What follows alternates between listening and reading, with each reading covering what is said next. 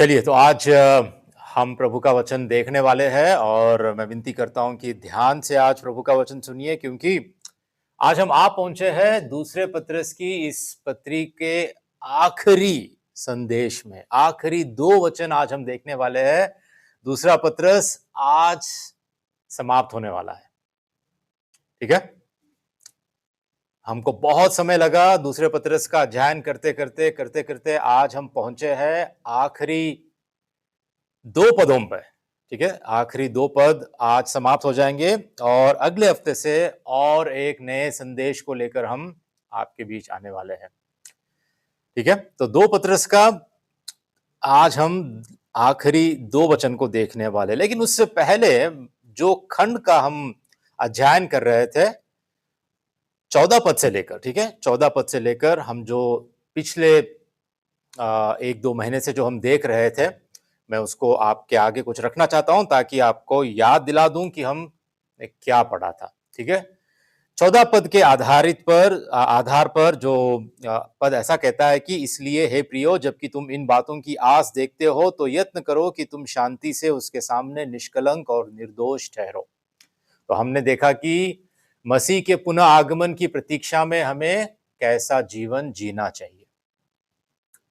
ठीक है, ये 14 पद के आधार पर हमने इन बातों को कहा। मुख्य बात यह कहा कि यदि कोई विश्वास करने का दावा करता है, यदि कोई कहता है कि मैं मसीह पे विश्वास करता हूं, मैं यीशु मसीह पे, प्रभु यीशु मसीह को मैं जानता हूं, विश्वास करता हूं, तो उसका जीवन कैसा होना चाहिए?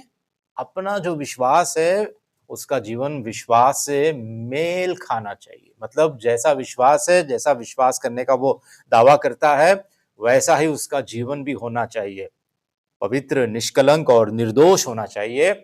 जो प्रभु का वचन कहता है कि ऐसा जीवन हमें जीना है जब हम मसीह के आगमन का, उसका पुनः आगमन का हम इंतजार कर रहे हैं। और उसके बाद पिछले हफ्ते हम लोगों ने पद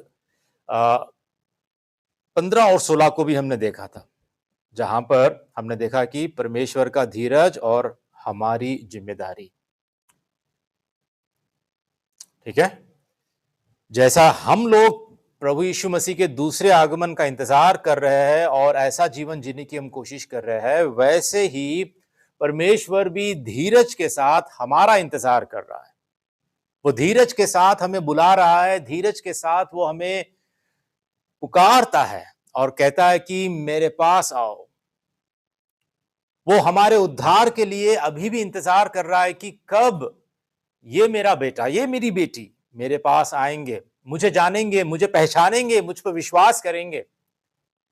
उसका धीरज, जैसा कि हमने पिछली बार देखा है, बहुत बहुत बड़ा है, महान है, और वो हमारे लिए, हमारे उद्धार के लिए वो धीरज धरकर इंतजार करता है। और साथ ही साथ हमने ये भी देखा कि जब परमेश्वर धीरज धर रहा है और वचन कहता है, जब हम देखते हैं 15 पद में कि परमेश्वर का धीरज, ठीक है, परमेश्वर के धीरज को, हमारे प्रभु के धीरज को उद्धार समझो।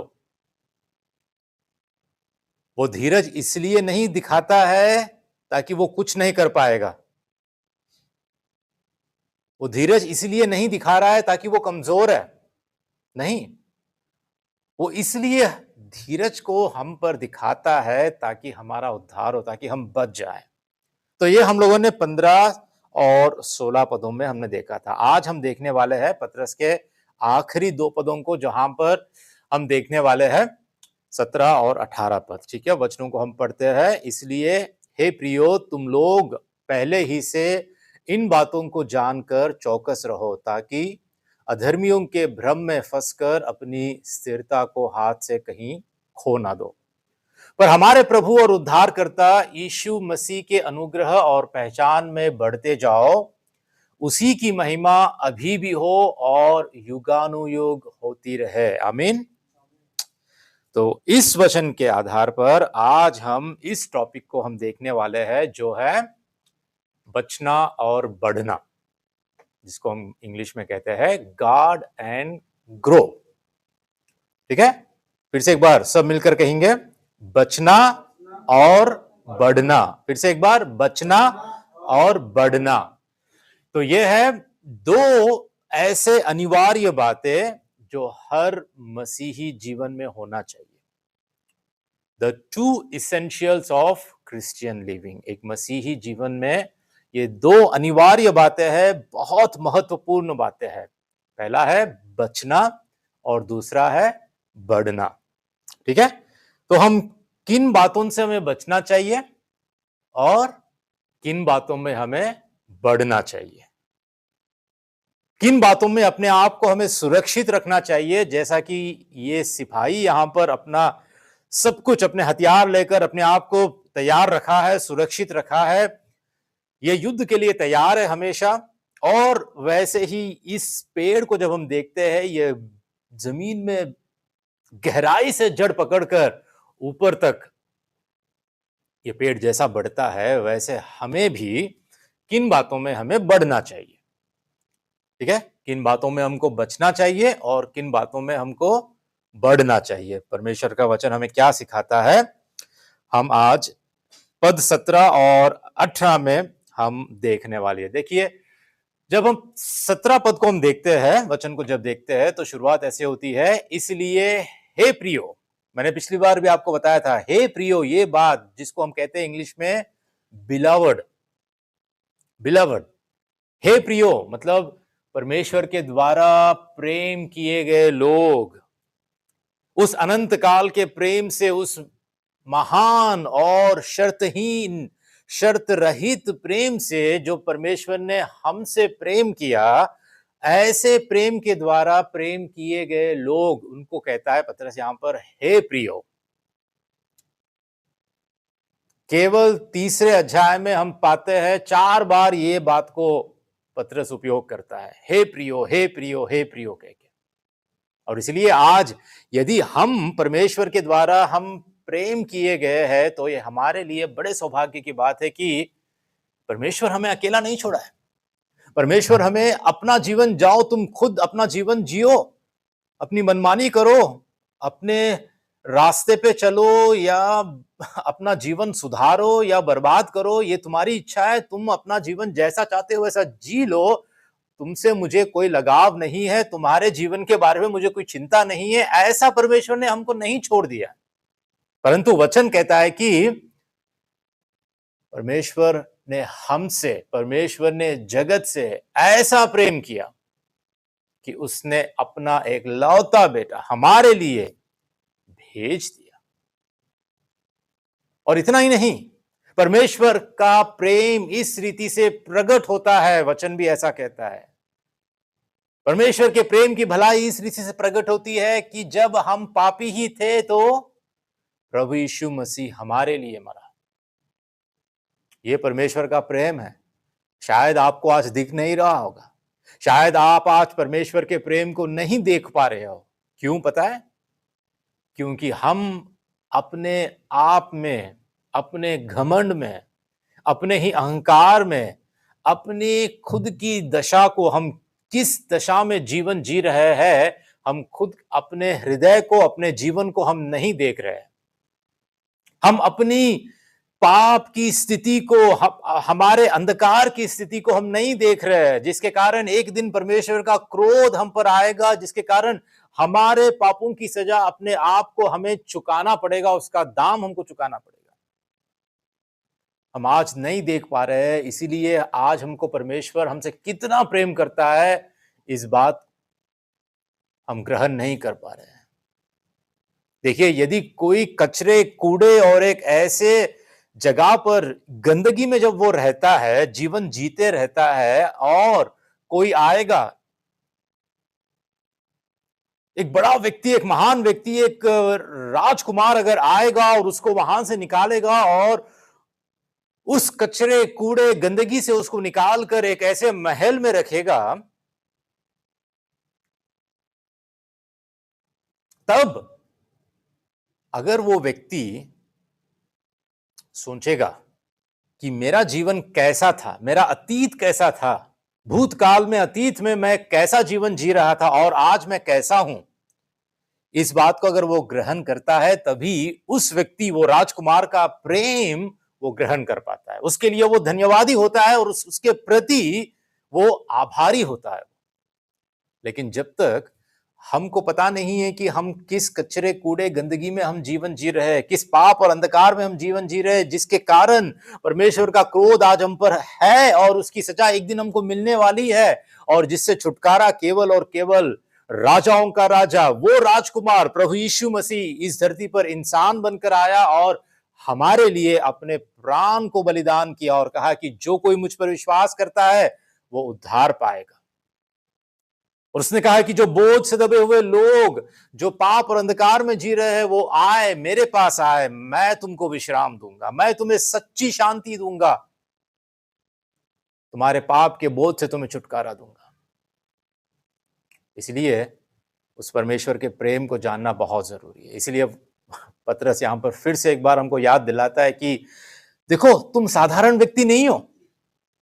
तुम सोच रहे हो कि मुझे कौन प्यार करता है, मुझ जैसे लोग, मुझ जैसे व्यक्ति को कौन प्यार करता है। आज पता है लोग क्यों अपने आप को खत्म कर रहे हैं, अपने आप को, अपनी अपनी जान खुद क्यों निकाल रहे हैं, क्यों वो खुदकुशी कर रहे हैं? क्योंकि कहीं ना कहीं उनको लगता है कि मेरा जीवन अब बेकार है, ये जीवन जीना बेकार है, मेरी समस्याएं हैं, मेरी दिक्कतें, मेरे क्लेश और मेरे बीमारी या मेरी जो भी प्रॉब्लम्स है, ये कभी मिटने वाली नहीं है, और साथ ही साथ मुझे प्रेम करने वाला, मुझसे प्यार करने वाला, मेरी चिंता करने वाला कोई नहीं। हम कितने बार हम न्यूज में पढ़ते रहते हैं कि कितने लोग खुदकुशी करते हैं, आत्महत्या करते हैं। आपको भी पता होगा कि आपके डॉर्मेटरीज में या आप जहां पे रहते हैं, कई बार ये खबर आती है कि कोई बिल्डिंग से जंप करके अपने प्राण को त्याग कर दिया, या कोई फांसी लगाकर खुदकुशी कर लिया। पता है क्यों? कहीं ना कहीं उनके हृदय में उनको ऐसा लगता है कि संसार में मेरा कोई नहीं है, इस दुनिया में अब मेरा कोई नहीं है, बस मृत्यु, मरना, बस यही मेरे लिए एक ही रास्ता है, क्योंकि मुझसे प्रेम करने वाला कोई नहीं है। लेकिन आज कहता हूं प्यारे मित्रों कि आज परमेश्वर आपसे प्रेम करता है। वो परमेश्वर जिसने आपको बनाया है, वो सृजनहार, इस सारे सृष्टि, सारे ब्रह्मांड का सृष्टिकर्ता, सृजनहार आपसे और मुझसे प्रेम करता है। वो हमको अकेला नहीं छोड़ा है, और इसलिए कहता है कि हे प्रियो, क्या कहता है? हे प्रियो, तुम लोग पहले ही से इन बातों को जानकर चौकस रहो। हम बचने की बात कर रहे हैं हम लोग, है ना? किन बातों से हमें बचना है? वचन कहता है कि तुम लोग पहले से ही, ठीक है, पहले से ही इन बातों को जानकर चौकस रहो। ठीक है, तो हम देखने वाले हैं कि कौन सी बातें हैं। इन बातों को कह रहा है ना कि इन बातों को जानकर चौकस रहो। देखिए, जब किसी को पहले से ही पता चलता है, पहले से ही पता है उसको कि खतरा है, कहां पर खतरा है, मुझे उस रास्ते पे नहीं चलना है, मुझे ये काम नहीं करना है ना? अगर हमको पहले से ही पता है कि कुछ करने से हमको चोट पहुंचेगी, कुछ करने से, कहीं जाने से या कुछ कहने से इस बातों में, इस कामों में कुछ खतरा है, तो हम नहीं करेंगे। मतलब पहले से हमको वार्निंग दी गई है, और जब हमको पहले से वार्निंग दी गई है तो हम उससे बच सकते हैं। तो वचन ये कहता है कि तुम लोग पहले से ही इन बातों को जानकर चौकस रहो। यदि कोई पहले से ही जानता है तो वो क्या करता है? वो सतर्क रहता है, चौकस रहता है। जहां पर डेंजर कह के साइन बोर्ड होता है, क्यों होता है? क्योंकि लोगों को सतर्क करने के लिए कि यहां पे 440 वोल्ट का बहुत बड़ा इलेक्ट्रिक वायर जा रहा है, यहां पर आप नहीं आना है, यह आपके लिए खतरनाक है। तो इसीलिए हम लोग चौकस रहते हैं, हम सतर्क रहते हैं। क्यों? क्योंकि हमको पहले से पता है। बिल्कुल इसी रीति से जब हम केयरफुल रहते हैं, सतर्क रहते हैं, और जब हम जानते हैं कि हमारा दुश्मन, हमारा विरोधी, वो चाहे पाप हो, चाहे प्रलोभन हो, चाहे शैतान हो, शैतान के काम हो, या कोई ऐसा व्यक्ति भी क्यों ना हो जो हमारे जीवन में हमको विनाश के रास्ते पे ले चलता है। वो चाहे आपके रूम में आपके दोस्त भी क्यों ना हो, चाहे वो दोस्त या वो आपके मित्र जो आपको बुरे आदतें और बुराई की ओर चलाते हो। जब हम सतर्क रहते हैं पहले से ही, अब हम जब हम जान पाते हैं तो हम अपने आप को तैयार करते हैं। देखिए, कई बार हम ऐसे कई आपके और मेरे जीवन में ऐसे जीवन के पहलू में मैं जानता हूं कि कई बार ऐसा होता है कि हमको पहले से ही पता नहीं, और हम कई बार ऐसे गलती कर बैठते हैं, है ना। मेरे जीवन में भी हुआ है, जब मुझे बहुत सारी बातें नहीं पता थी, तो मेरे जीवन में भी बहुत सारी गलतियां हो चुकी है। लेकिन यदि अगर हम अपने जीवन को एक बार हम मुड़कर पीछे देखते हैं और अपने अतीत को हम देखते हैं, तो हम कई बार कहते हैं, काश अगर मुझे पहले से पता होता, काश अगर पहले से मुझे पता होता तो मैं ये काम नहीं करता था, है ना। कई बार हम लोग धोखा खाते हैं और कई बार हम गलत काम कर बैठते हैं, क्योंकि हमको पहले से पता नहीं होता है।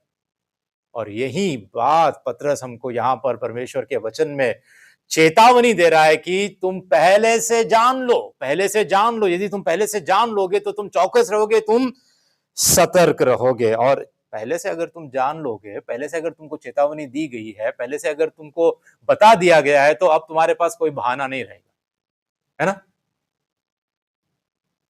क्या कोई कह सकता है कि यहां पर अगर कोई बड़ी सी खाई है और खाई के पास आपको क्लियर एक साइन बोर्ड लगा हुआ है और वहां पर लिखा हुआ है कि मत आना, यहां पर डेंजर, खतरा है, फिर भी आप आए और उस खाई में गिरे, तो क्या आप किसी को बदनाम कर सकते हैं या किसी पर दोष लगा सकते हैं कि ये मैंने जाने अनजाने में मैं आया और गिर गया, मुझको किसी ने कुछ बताया नहीं? नहीं कह सकते। आज बिल्कुल ऐसा ही है। परमेश्वर का वचन जब कहता है कि तुम जान लो, तुम चौकस रहना है, तुम पहले से जान लो, मतलब तुम्हें वार्निंग दी गई है, अब तुम कोई बहाना नहीं बना सकते हो।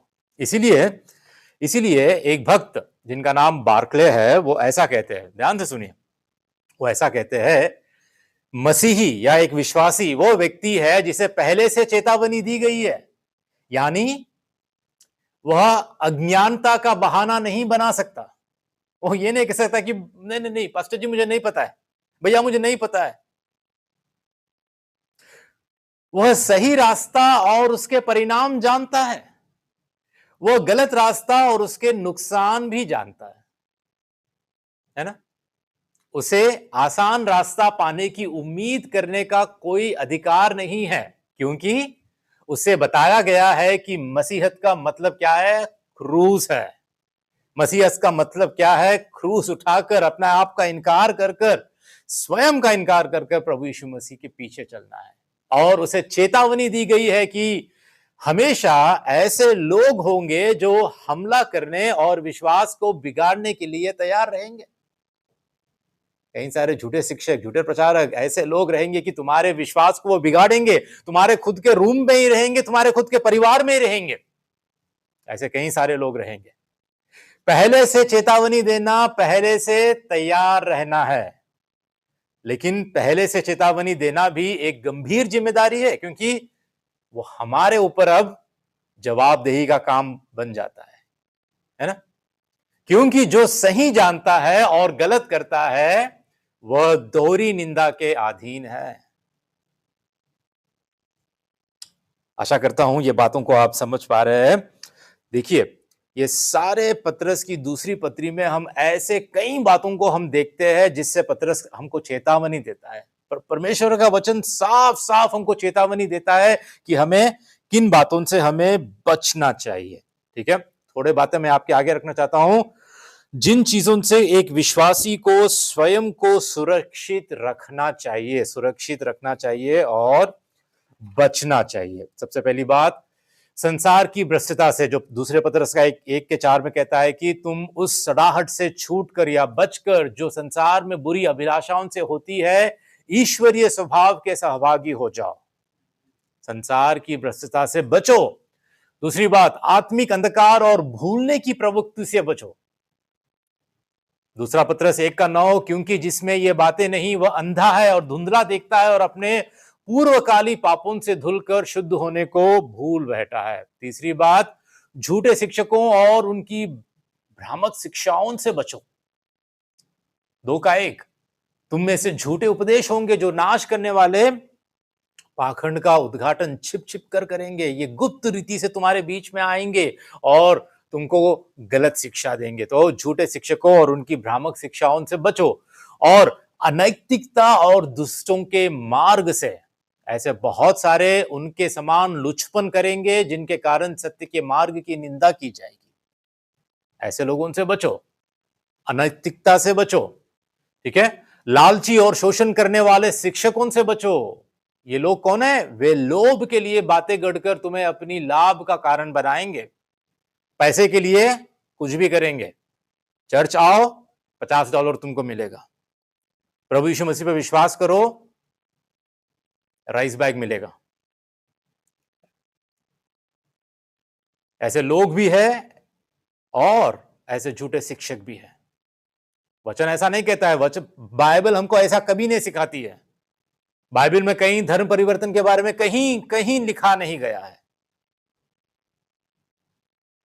कोई तुम्हारा धर्म परिवर्तन नहीं कर सकता है।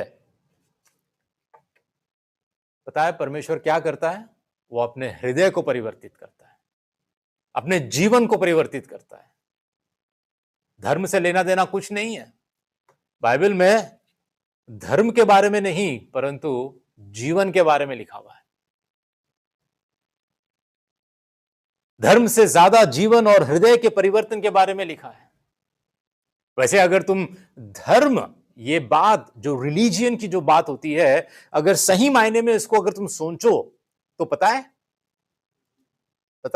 धर्म का जो डेफिनेशन पता है वो क्या है? परमेश्वर का पीछा करना, परमेश्वर की खोज में रहना।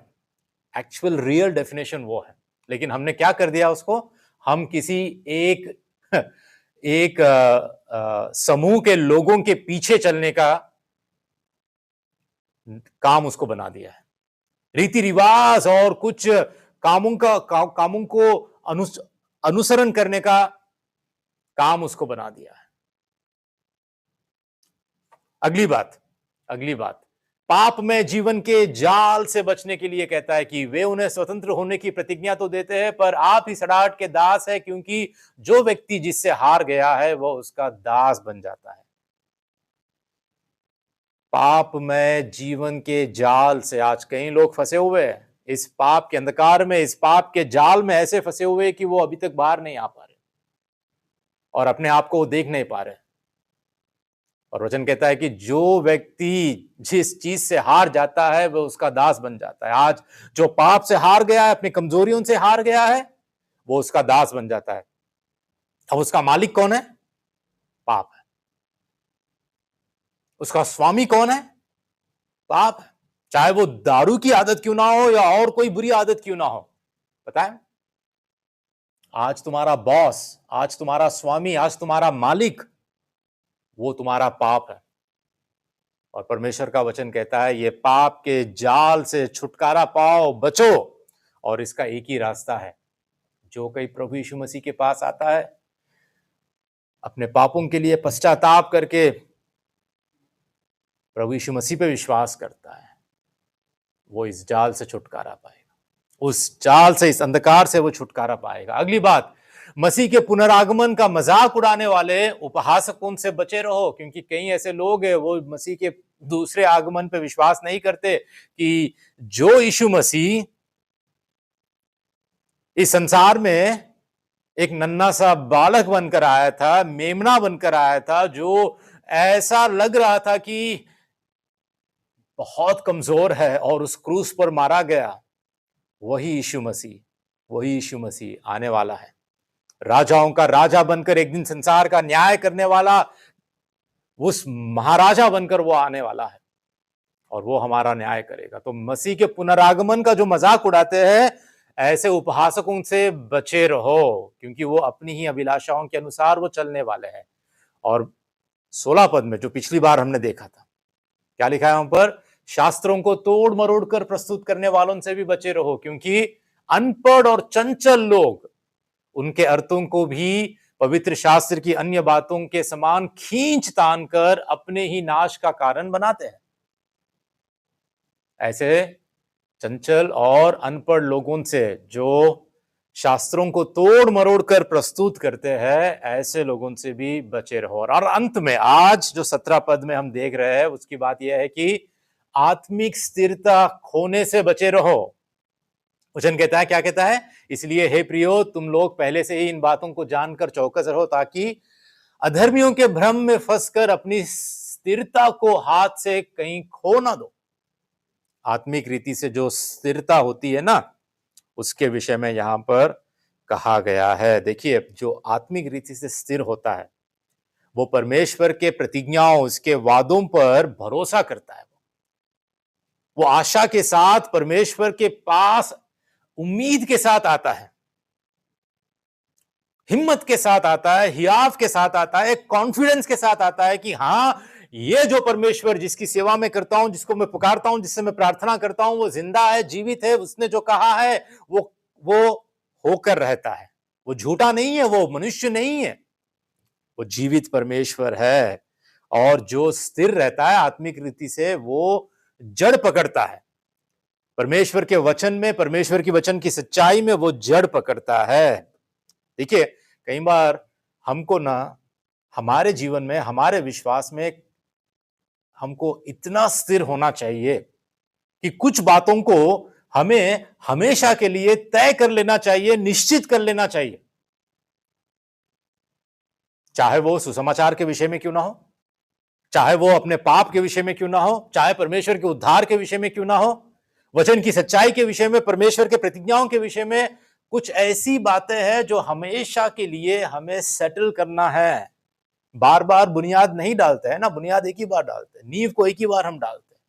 तो कई बातें ऐसी होती है जो हमेशा के लिए हमारे जीवन में, कई ऐसे सिद्धांतों के बारे में भी हमको हमेशा के लिए we have to be settled, कि हम यहां वहां चंचल लोगों की तरह हमें नहीं होना चाहिए। जैसे हमने अभी तक 16 पद में देखा था कि अनपढ़ और चंचल लोग, मतलब इनका मन कभी कुछ और कहता है, कभी कुछ और कहता है। चंचल लोग क्या कहते हैं? क्योंकि उनमें आत्मिक स्थिरता नहीं होती है, तो क्या होता है, सोशल मीडिया पे कहीं पर भी कुछ भी वो सुनते ही रहते हैं और उसको ग्रहण करते हैं, उस पर मानते हैं, उस पर विश्वास भी कर लेते हैं। और इसी कारण आज हजारों ऐसे स्कैमर्स आ चुके हैं, केवल इस, क्या कहते हैं कि बाहर के मसीहत के बाहर भी नहीं, लेकिन मसीहत के अंदर भी ऐसे कई लोग, झूठे शिक्षक, झूठे प्रचारक आ चुके हैं। और ऐसे चंचल लोग, पता है, जिनकी आत्मिक जीवन स्थिर नहीं है, वो बड़ी आसानी से कुछ भी देख लेते हैं, कुछ भी सुन लेते हैं, और अगर कुछ नया ट्रेंड आता है तो उसको फॉलो कर लेते हैं, है ना। कोई नया शिक्षक नई शिक्षा को लेकर आता है तो उसको फॉलो कर लेते हैं। मार्केट में अगर कोई नया प्रचारक भी आ गया जो ऐसी शिक्षा देता है जिससे आपके रोंगटे खड़े हो जाते हैं, ऐसा आपको उकसाता है, ऐसा आपको, आपकी फीलिंग्स, आपकी भावनाओं को ऐसे वो उकसाता है, और आपको लगता है अरे वाह, ये तो बड़ी नई शिक्षा आ गई है, चाहे वो वचन के विरोध भी क्यों ना बात करे और ऐसी चतुराई से भी बात क्यों ना करे। क्या लगता है पता आपको? वाह, बड़ा बड़ा अच्छा प्रचारक है। चंचल लोग ऐसे ही होते हैं जो, जिनका आत्मिक जीवन स्थिर नहीं होता है, जिनमें परमेश्वर के प्रति कॉन्फिडेंस नहीं है, हियाव नहीं है। पता है, यदि आपके और मेरे जीवन में अगर ऐसी स्थिरता होती है तो हम पाप का खंडन करते हैं, पाप के विरोध में हम अपना जीवन जीते हैं, पाप से हम लड़ाई लड़ते हैं, परमेश्वर के आगे हम उसकी उपस्थिति में हम अपना जीवन जीते हैं और हम पूरा संभव हम प्रयत्न करते हैं कि हम ईश्वरीय भक्ति में, सच्ची भक्ति में, पवित्रता में, धार्मिकता में, प्रभु यीशु के स्वरूप में हम बदलते जाए। हो सकता है कि हम कहीं फिसल के हम गिर भी जाए, लेकिन हम क्या करेंगे? हम फिर से उठेंगे, हम फिर से चलेंगे, फिर से दौड़ेंगे, मन फिराएंगे, पश्चाताप करेंगे और परमेश्वर की ओर मुड़कर एक ही मकसद से हम दौड़ते जाएंगे कि मेरे जीवन से परमेश्वर की महिमा हो। एक ही मकसद, जीने का एक ही मकसद। और आखिरी में जो 18 पद है, बहुत ही जरूरी पद, बहुत ही जरूरी बात जो 18 पद में हम पढ़ते हैं, पर हमारे प्रभु और उद्धारकर्ता यीशु मसीह के अनुग्रह और पहचान में बढ़ते जाओ। बढ़ते जाओ, ये एक आदेश है, इट्स ए कमांड। ये कोई ऑप्शन नहीं है आपके लिए। आपके पास 4 मल्टीपल चॉइस है, एक आप चुनाव कर सकते हैं, ऐसा नहीं है। एक ही रास्ता है, एक ही बात है। ये हमारे लिए एक कमांड है, एक आदेश है, बढ़ते जाओ, बढ़ते जाओ। और पता है वचन क्या कहता है यहां पर? हमारे प्रभु और उद्धारकर्ता, प्रभु और उद्धारकर्ता। ये प्रभु और उद्धारकर्ता दोनों आपस में एक समान, एक साथ ही यहां पर पतरस के पहली पत्री में भी और दूसरी पत्री में भी कई बार पतरस हमको प्रभु और उद्धारकर्ता, प्रभु और उद्धारकर्ता ऐसे कह के कई बार हमको सिखाता है। पता है क्यों? क्योंकि यीशु केवल उद्धारकर्ता नहीं है। मेरे भाई, मेरी बहन, या ध्यान से सुनो, प्रभु यीशु मसीह केवल उद्धारकर्ता नहीं है। He is not just a saviour. कई लोग यीशु को केवल अपना उद्धारकर्ता कह के ग्रहण करते हैं, लेकिन प्रभु कह के नहीं। प्रभु का मतलब क्या है पता है? स्वामी, अधिकारी, राज करने वाला, प्रभुता करने वाला, इसलिए हम प्रभु कहते हैं, लॉर्ड। और कई लोगों के जीवन में आज जो अपने आप को विश्वासी कहने का दावा करते हैं, उनके लिए यीशु कौन है पता है? केवल उद्धार करता, मतलब मुझे नरक से बचाने वाला और स्वर्ग देने वाला, मुझे महलों में रखने वाला, मुझे सुकून और शांति देने वाला। लेकिन वो मेरे जीवन का स्वामी नहीं है, वो मेरे हृदय का राजा नहीं है, वो मेरा प्रभु नहीं है। ऐसा जीवन कई लोग जी रहे हैं जो सच में विश्वासी नहीं है। लेकिन वचन कहता है यीशु कौन है? यीशु प्रभु भी है और उद्धारकर्ता भी है। और कहता है कि यीशु मसीह के अनुग्रह और पहचान में बढ़ते जाओ। देखिए ये शब्द जो अनुग्रह, जिसको इंग्लिश में कहते हैं ग्रेस, बड़ा महत्वपूर्ण शब्द, बहुत ही जरूरी। देखिए सोचिए कि बिना अनुग्रह के क्या हम आज है? नहीं है। जो कुछ आज है हम, वो केवल और केवल परमेश्वर के अनुग्रह से ही है। उद्धार पाना है तो अनुग्रह की जरूरत है। पाप पर विजय पाना है तो अनुग्रह की जरूरत है। हमारे क्लेश में, हमारे दुखों में हमें अगर अंत तक धीरज से हमें बढ़ना है, अनुग्रह की जरूरत है। मसीह जीवन जीने के लिए अनुग्रह की जरूरत है। हम कहीं नहीं पाते। देखिए हम कहीं नहीं पाते कि बिना अनुग्रह से हम ये जीवन हम जी पाएंगे। परमेश्वर का अनुग्रह बहुत ही हमारे लिए जरूरी है। परमेश्वर की महिमा भी हमें करनी है तो बिना अनुग्रह के हम नहीं कर सकते। और ये परमेश्वर का अनुग्रह जो मुफ्त में परमेश्वर हमको देता है, इसमें, इस अनुग्रह में बढ़ने की बात हो रही है यहां पर, कि हम प्रभु यीशु मसीह के अनुग्रह में बढ़े, उसको पहचाने। दूसरी बात, उसकी पहचान, नॉलेज जिसको हम कहते हैं, पहचान। पता है हम एक व्यक्ति को हम कैसे पहचानते हैं? कैसे एक व्यक्ति की पहचान होती है? हम उस व्यक्ति की पहचान में हम कैसे बढ़ सकते हैं? जब हम किसी को व्यक्तिगत रूप से जानते हैं, पर्सनली हम किसी को जब हम जानते हैं ना, तभी हम उसको पहचान सकते हैं। व्यक्तिगत रूप से जानना और व्यक्तिगत रूप से अनुभव करना, तभी हम पहचानते हैं। देखिए एक पति अपने पत्नी को कब पहचानेगी? जब दोनों का संबंध शादी के संबंध में जुड़ता है, है ना। विवाह के संबंध में दोनों जुड़ते हैं, दोनों एक दूसरे की पहचान में आते हैं, दोनों एक दूसरे को व्यक्तिगत रूप से अनुभव करते हैं, तभी पहचानते हैं। और कैसे बढ़ते हैं, पहचान में कैसे बढ़ते हैं? एक दूसरे के साथ समय बिताते हैं, एक दूसरे से बातचीत करते हैं, तभी हमको पहचान। तब तक हम नहीं पहचानते हैं, है ना। बिल्कुल उसी तरह प्रभु यीशु मसीह को पहचानने के लिए हमें सबसे पहले हम उसके साथ हमें एक संबंध में जुड़ना चाहिए, और उसके पहचान में बढ़ने के लिए उसके साथ हमें समय बिताना चाहिए, उसको जानना चाहिए, उसके गुणों को जानना चाहिए, वो कौन है जानना चाहिए। और पता है ये कहां हम पाते हैं? प्रभु यीशु मसीह की पहचान में बढ़ने के लिए, उसको पहचानने के लिए परमेश्वर ने हमको क्या दिया है पता है? अपने ही खुद के बारे में जानने के लिए परमेश्वर ने हमको क्या दिया है पता है? दो बातें। सबसे पहली बात, परमेश्वर ने खुद अपना आत्मा हमको दिया है, जो हमारे अंदर वास करता है। परमेश्वर हमें अपने हृदय को ही अपना मंदिर बनाता है और हमारे अंदर वास करता है, जिसके द्वारा हम परमेश्वर की पहचान करने में हमारे आंखें खुल जाती है। और दूसरी बात पता है क्या है? परमेश्वर खुद अपने बारे में कहां हमको बताया है, अपने गुणों के बारे में, अपने बारे में हमको कहां बताया पता है? अपने वचन में, बाइबल में।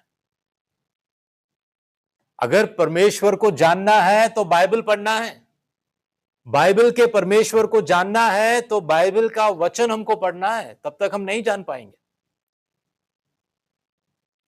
इसलिए ये जरूरी है, ठीक है, कि परमेश्वर के बारे में हमको बाइबल पढ़कर जानना है, और परमेश्वर से हमें प्रार्थना के द्वारा हमें उससे बातचीत करके उसको पहचानने की हमें कोशिश करनी है, ठीक है। लेकिन पता है सबसे बड़ा प्रश्न ये नहीं है कि क्या आप परमेश्वर को जानते हैं। इससे बढ़कर, इससे महत्वपूर्ण प्रश्न क्या है पता है? कि क्या परमेश्वर तुमको जानता है। ये सबसे बड़ी बात है। डोनाल्ड ट्रंप आज संसार का सबसे पावरफुल व्यक्ति, कुछ भी कर सकता है वो, सबसे पावरफुल। क्यों? अमेरिका सबसे सुपर पावर है, और उसका प्रेसिडेंट डोनाल्ड ट्रंप, अगर वो कुछ ऑर्डर करता है तो पता है वो नहीं होके रहेगा क्या? नामुमकिन। उसके अधिकार में जो है, अगर वो ऑर्डर करता है कुछ भी, तो वो जरूर आदेश देता है, तो वो जरूर होता है। और यदि सोचिए,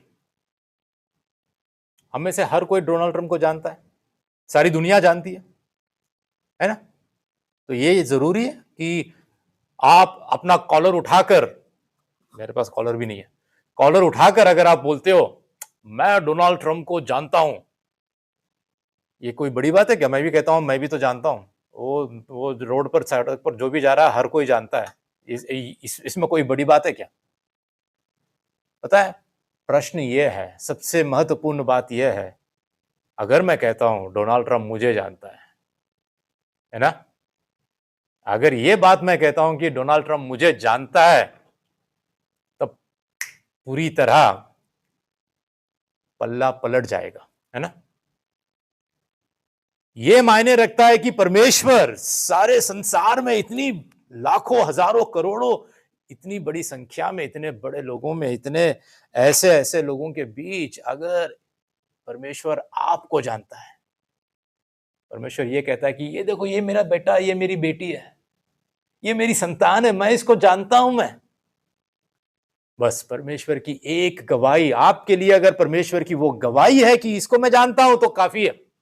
जीवन में इसके लिए, इससे बढ़कर और कुछ नहीं है।